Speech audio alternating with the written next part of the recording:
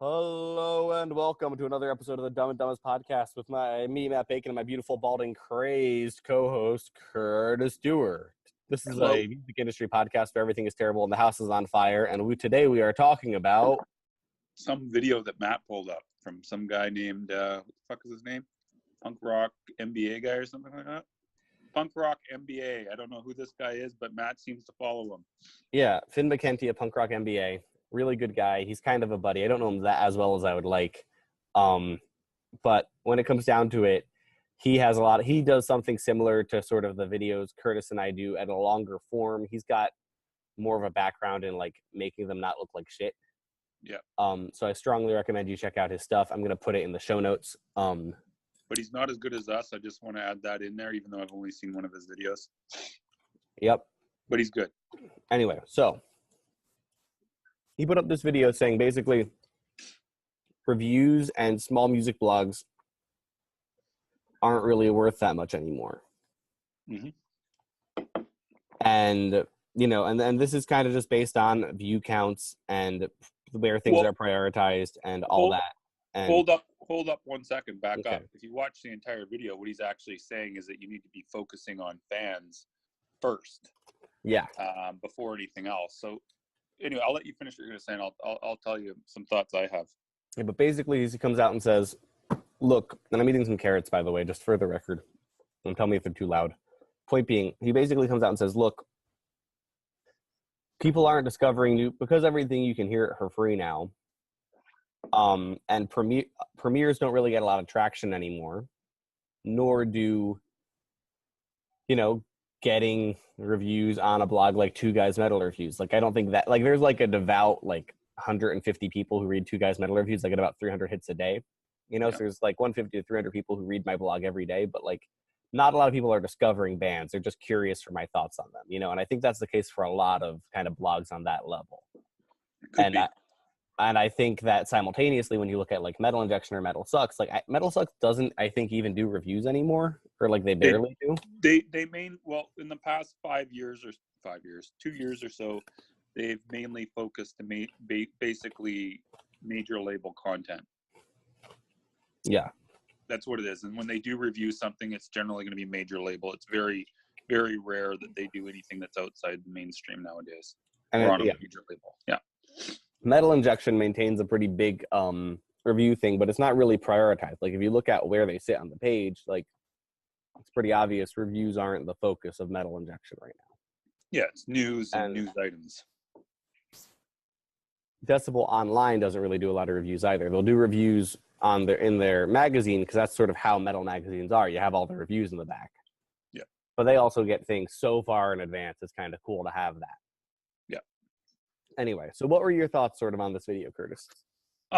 He's right and he's wrong.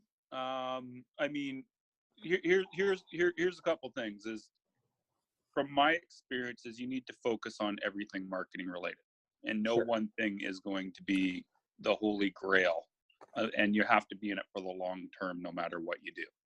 So I think what he's saying, like what I get from it, is if all you're doing is you're just trying to get a premiere and you're not doing any follow-up actions and you're not actually doing anything else, nothing's going to happen. And he's right.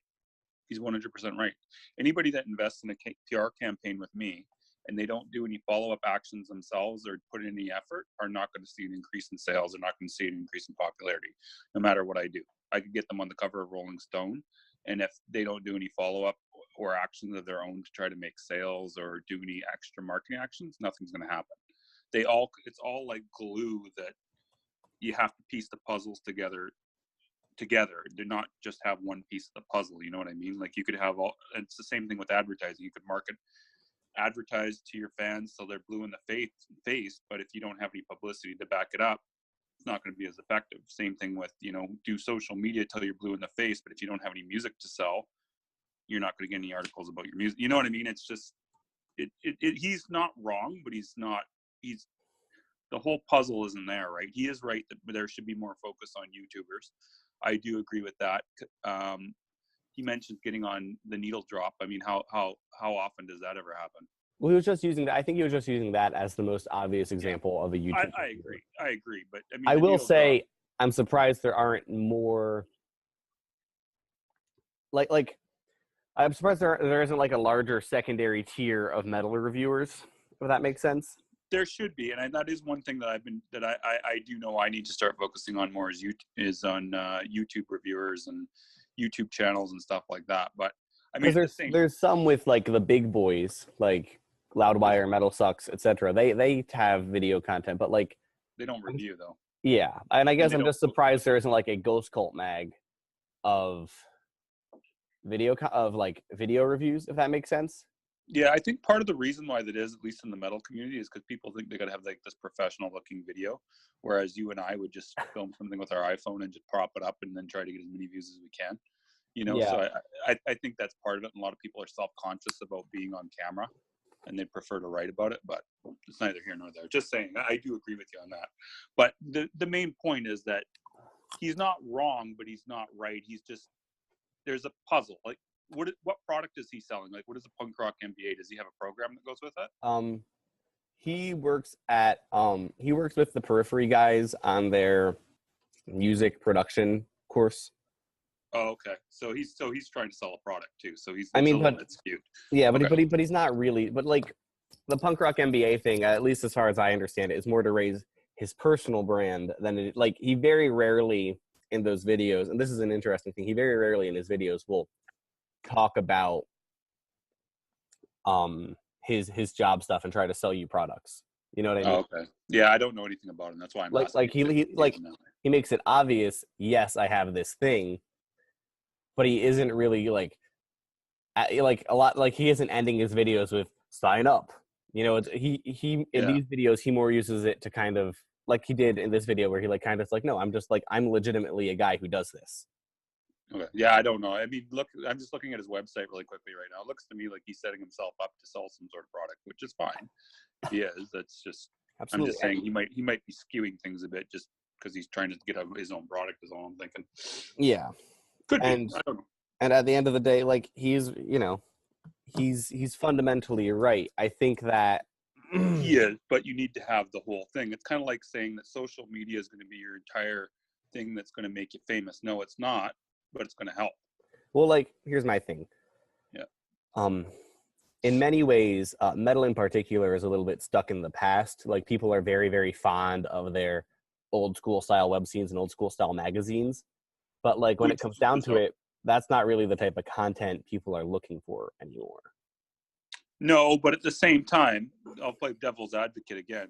If you got someone that's buying a print magazine, they're going to be more likely to buy an album. Absolutely. So and again, I can see why a lot of people want to get into magazines. That's part of why metal is actually like soluble despite a very small fan base. Mm-hmm. You know, like a single like Bad Baby song is gonna do better than the entire Ripple catalog this year. Mm-hmm. You know,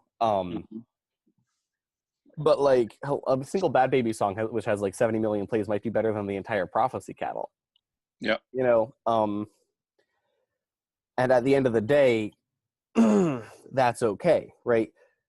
Metal is sort of differentiated because it has a super fan. It has the people who fucking go for it, who fight for it, who won't stop. And I think that's important, you know. But again, I think we have a chance to get a lot more traction if we sort of diversify the content around our albums. I agree 100%. You know, and I guess that's just sort of been my idea and my approach lately. One thing, sorry, just smoking a cigar here. One thing that, if you or anyone listening are familiar with the work of Avi Herstand, one thing he talks about is he has a video for every song he does. You know, even if it's just a basic little animation, because the video content is huge and he can get that featured with other YouTubers or Instagrammers or whatever. Mm-hmm. You know, and, you know, Gary Vee has this bit where he talks about the value of creating, like one piece of content turns into like 90 or something. Yeah. You know, because that's just how his brain works. Like, okay, like I do that with this podcast. Like I do the podcast. I shot 3 Instagram stories during this podcast. I'm going to write an article about this podcast. I'm going to do a couple Bacon's bits about it. Mm-hmm. You know, you're getting somewhere. Yeah, I agree. How do you think stuff like this is going to impact your strategy in the next 12 months? Mine? That's not going to impact it at all, because the fact that I know one thing is that, like I said, is I'm part of the puzzle. Plus, at the same time, I'm also looking for more ways that I can help do the more holistic marketing approach with bands rather than just doing the PR. Like if I can figure out a way of helping them with their social media and their other marketing aspects, that's just going to help too, right? I Yeah, haven't quite figured that out yet because I probably need another employee before I do that. But well, and that's sort of what I'm saying is like, yeah. are you looking at in the next 12 months spending a significant amount of time getting in touch with YouTubers and getting in touch with Instagrammers, etc.? Yes, I am. Well, I mean, I already do to some. Well, maybe not Instagrammers, but I mean, I have been going on Instagram more. YouTube, I haven't yet, but that is part of the plan. I'm always looking. I mean, the long and short of it is, I'm always looking for ways of promoting bands. I always am. Yeah. So, I mean, does it affect me? I guess, sort of. Not really, because I'm already trying to do outreach via social media. I already talk to people in groups and stuff like that. I post the songs everywhere I can, right? So, I don't know. I think in my opinion, it's kind of like, I agree with what he's saying again, but I mean, it's kind of like, if you have, like, if you get like, for example, if I get a new band track on Metal Injection, like a stream, like let's say I get one of the writers to post a stream of a new band, that's Sure. social proof right there that they can use for future things. That's another thing Absolutely. he's not taking into account, right? Absolutely. Like, And I think we've talked in the past. We've talked in the past about how, like, trying to think of the right word here, how like Googling, like if your band is, you know, like if you're KO dot, just because I have a KO dot email open right now, Sure. you know, there is huge value to the fact that let's say I'm just some guy who just discovered KO dot. I Google KO dot and I have fucking 300 reviews about KO dot and their records. And you can find their songs everywhere too, yeah, because they've been premiered places. Exactly. And that just shows me, oh, KO dot's like a for real big boy band. You know what I mean? Or yeah, like if you're focusing on just your fans, you don't have any press, you go like threaten. I'm sorry, but you do. Yeah, exactly. You know, and I think 1 million plays and no actual reviews. That always makes me kind of go, what? Yeah, well, that's sort of where Threaten fell down, is that if Threaten had done all this thing and then had content behind it, you know, like if Threaten dropped a record last Friday, it would have been done. Like if they had dropped, like, and I think I mentioned this, if they dropped a good Black Veil Bride style record, yep, boom. You know what I mean? Like they got covered in all those publications that cover Black Veil Brides and those types of bands, and they would have gotten somewhere. So, I mean, in short, I mean, like, social proof is a concept. You can Google it, but it's basically like a lot of people won't check you out unless they have some sort of social proof, which means like media has spoken about you or they have friends that have spoken about you. So, I mean, he's right that you need to focus on fans first, but a lot, again, like, if you don't have any press or any social proof, most people aren't going to check you out because, like Matt has mentioned in the past, a lot of people are just elitist and they won't check anything out if no one else has. Yeah, well, because again, people only do things because they think it will improve their status. Well, that's the thing, and that's what social proof does, right? So if someone hires me for a PR campaign and I get them, even if I only get them like 4 or 5 placements, I've still gotten them social proof. So that way, if they want to approach a label, they can say, hey, we've been reviewed in blah, blah, and blah. You know, here's a good quote. Or they're trying to sell their album on a Facebook post or something like that, and they're doing an ad. They now have a quote that they can use saying, we have been reviewed in blah, blah, blah, or featured or covered. I mean, even if I just get them a link to Metal Injection doesn't do this. Metal Sucks saying that their album came out this week, just the listing, they can now say they've been featured on Metal Sucks. Absolutely. You know what I mean? And Metal Injection or whatever. And it's also, in my eyes, it's really just a question of saying, oh, I have skin in the game. You know what I mean? Like, I, as a label guy, you know, like, I don't want to deal with a band, like, with Prophecy and Ripple, we just put out the record and we do promotion. Like, we're not buying your stage scrims or, you know, getting you Beyonce tours or, you know, paying for your photo shoots in a lot of cases. You know what I mean? Like some cases we'll pay for those things, you know, like especially photo shoots and stuff. But like by and large, you know, that's not our job. And there's so many other things you need to spend money on that a label isn't going to spend money on for you. Exactly. And when I sign a band, I want to sign a band who've already shown, like, I want to sign a band who are going to cause me the minimal amount of headache so that I can do the things that are interesting to me. And if a band has taken the effort to go get themselves a bunch of press and can prove that they've got the skin in the game, it shows a lot to a label. And it also shows a lot to potential fans because it just shows that you're putting in the effort and you're doing what you can to make yourself known. And Exactly. if you get absolutely no press, period, you're not going to be able to get the fans that you want to focus on. It's just a fact. I'm sorry, Yep. but are you going to go like if you see a band that has 5,000 or sorry, a couple hundred plays on SoundCloud yet no press, I get suspicious. I think they're bought. I Yeah. don't know how Or anybody else feels, but I feel like they're bought. usually, sometimes there's other variations on that. Like I'm working with this band Purification, who got a bunch of plays just because they're a trad doom band on Bandcamp, and they use all the relevant trad doom tags. And That can happen, yeah. there isn't a lot of trad doom out there, and there's a very dedicated trad doom fan base. You know Okay, what I mean? yeah, that I can see, yeah. Like I think there was a similar thing when Dungeon Synth had its moment a few months ago. You Yeah. know, like Yeah. I was discovering Dungeon Synth bands just because there wasn't a lot of good Dungeon Synth, and I was willing to go through stuff. But that being said, I was often finding bands through the Dungeon Synth archives, which is like a curated YouTube channel. Well, there you go. You know what I They mean? were So still even then, getting I press. wasn't like randomly finding Dungeon Synth bands on No. like Googling. You know, like Yeah. you're gonna at least find stuff either through an archive or I could see someone looking at the Dungeon Synth tab on Bandcamp and going from there. You know, but outside of I think very select genres, if you're just like a stoner metal band, there's a million, and that's Yeah. fine. But you need to kind of put your head above the other stoner metal bands and make me notice you. You know what I mean? Yeah. I mean, and the other thing too is just like he was also mentioning that interviews have no point. I don't think that's the case either. I mean, even if you only had like 10 or 12 reads on it, those 10 or 12 reads could turn into potential buyers. Like anything can turn people into potential buyers. Yes and And no. part of I think sorry, go ahead. we're both talking at the same time. One key thing I want to mention about interviews is the way that you can translate them into sales is by being interesting and not giving one word answers. Exactly. So put that in there. And I think that's sort of what Finn was trying to say is like a lot of bands do interviews that just aren't compelling. No. You know? But like, and I always use the example of Kyle Thomas, who's in Exhorder and Trouble, and he was in Alabama Thunder Pussy and like a couple other big bands. Like, dude is a metal icon. Yeah.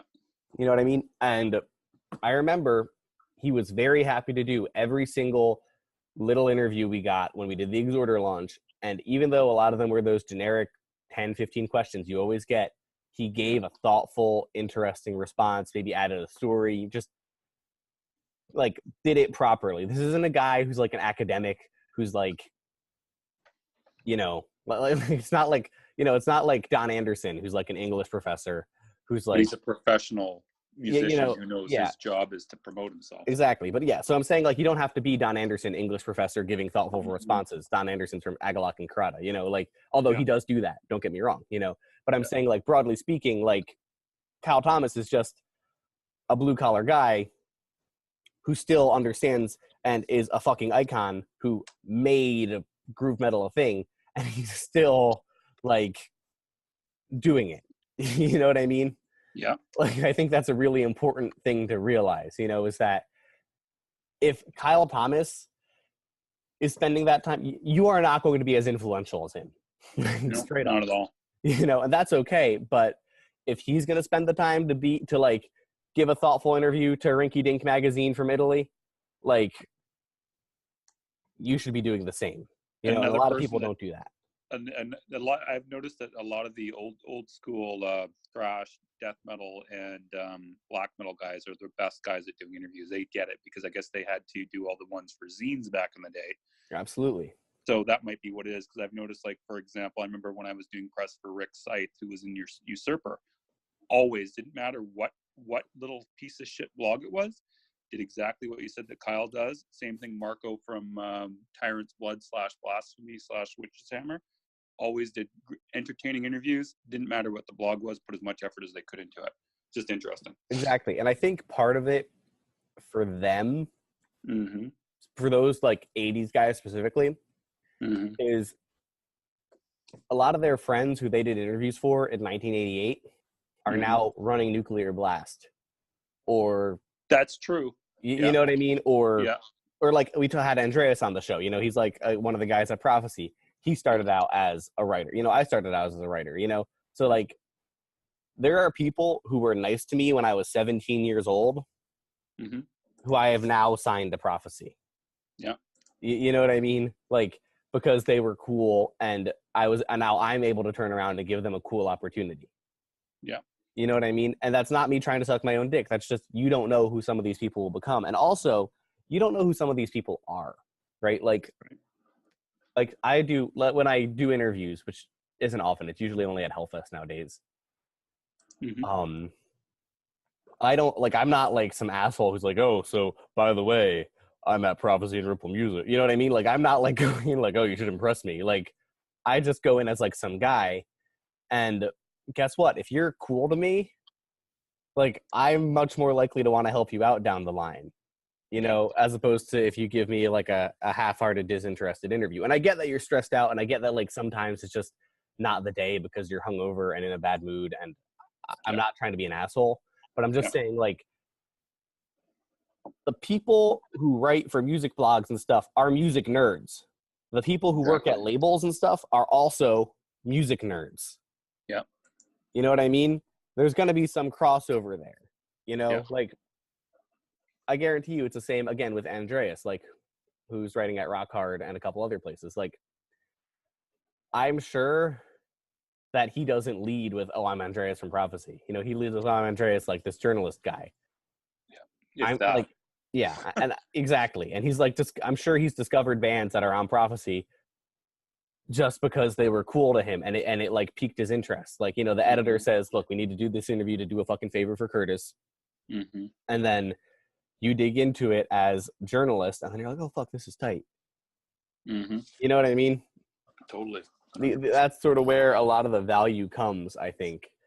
So again, you don't know who these people are. People do see these things, but again, you do need to put thought into them. You do need to follow up. You do need to engage. I think when you share posts, that always makes me think more highly of a band, you know?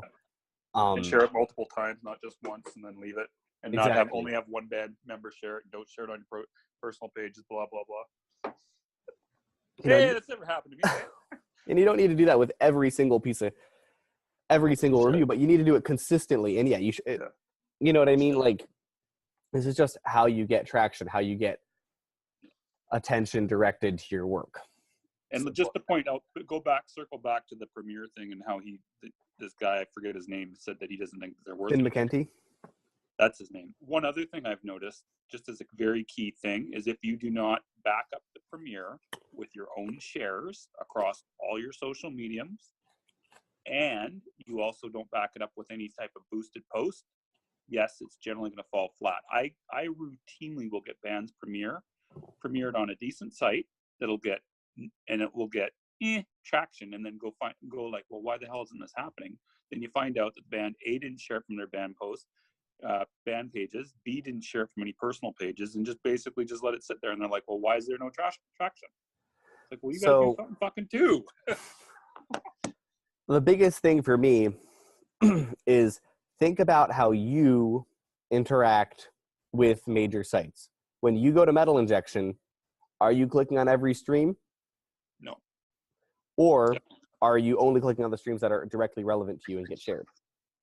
Generally, those are the ones I'm doing. If I see a post has like 100 shares, I'm more likely to click on it myself. Yeah, and like, like, if you read Metal Injection every day, which a lot of people will do, you know, I click over to Metal Injection 3-4 times a day. I at least skim it if nothing else. You know, but like, I'm not really clicking through to every single stream. But if I see something that's specifically for me, I'll click through, right? So you can't expect all of Metal Injection's fan base to go listen to your stream, you know, even if your song is really good. But what you can, but you can use that as traction and be like, look, the curators of taste that are Metal Injection. Mr. Matt Bacon of the famous Metal Injection site just said on his Two Guys Metal reviews that this is the most amazing album he's ever heard. Or something. Even that would work. Yeah, but you get what I'm saying. Like, I do. I'm just bugging you. Anyway, we're rambling. Curtis, we are rambling. What do you have to plug? I just had a crap ton of premieres go on today, so let me just read them off. I have a whole list of them I still got to do. I'm going to be up in press release central here pretty quickly here. So we had Riff Lord. I had an awesome new track from our friend at STB Records. They're releasing via STB Records, but they're streaming their track at Blessed Altar Zine, or other, sorry. Nine Circles just also put up a track from our friends at friend Tim of Death on Fire. Martyr Art also just did a stream at Metal Underground, and in about 1 hour, Pterodactyl Problems will be doing a stream over at Glacially Musical. And I think there's one other scheduled today, but it's not on my calendar, so I can't mention it right now. So I might be forgetting someone. And yeah, anyways, that's what I got. Cool. So I just want to talk real fast. We've got this release that came out on Friday with Prophecy from a band called Naknoi Dozor. What? Naknoi Say that again. Dozor. Naknoi Dozor. That's awesome. Okay, yeah. I'll put a link in the show notes. They're really, really good. They're like a doom metal band with 2 female vocalists fronting it who are doing like vocal harmonies and stuff. Wow. And they're just very good at what they do. Just huge guitars. It's essentially doom, but there's a lot of other like post rock and black metal influences. Huh. You know, you're definitely gonna have to link to that one because I don't know how to Google that.